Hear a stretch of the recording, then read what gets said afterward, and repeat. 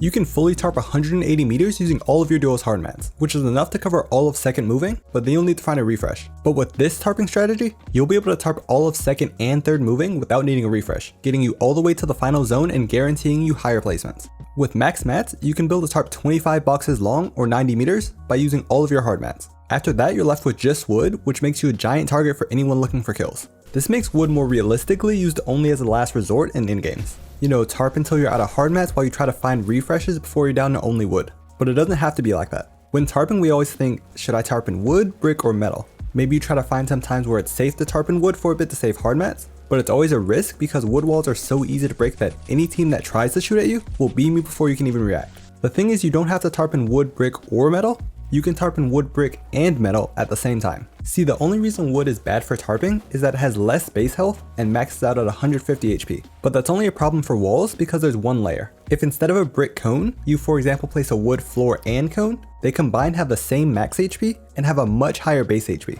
Plus they build faster to reach max HP almost immediately. You can do this just for the top of your tarp while the rest is brick or metal. Or better yet, if you're looking for kills on teams below you, make your bottom double layered wood and the rest hard mats. This is even better than a brick floor as wood doesn't lose as much health when edited like brick and metal do.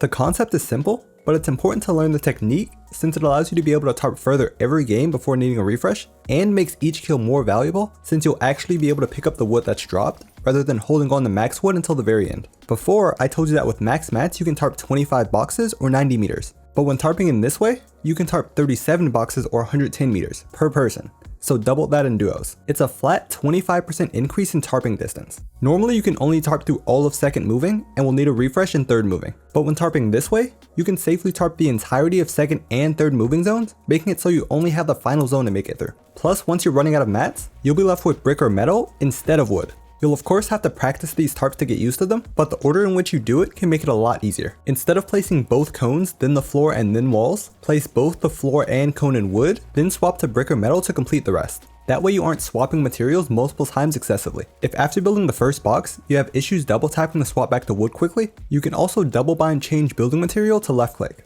The change building material bind can only be activated in build mode, so double binding it to left click doesn't take away your shoot or select edit binds. As long as your place building bind isn't left click, which I explained why it's bad in this video, then double binding change material to left click shouldn't be an issue.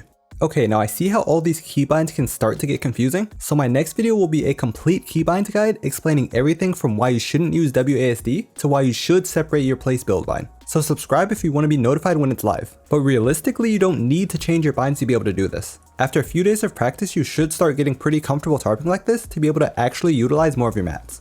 Aside from having to learn a new tarp, it's really all upsides. You can tarp further using less hard mats while being more protected and getting more mats from each of your refreshes. But as always, if you disagree or agree, feel free to discuss it with me in the comment section. Healthy discourse is one of the best ways to come up with better strategies. If not, I'll see you in my next video all about keybinds.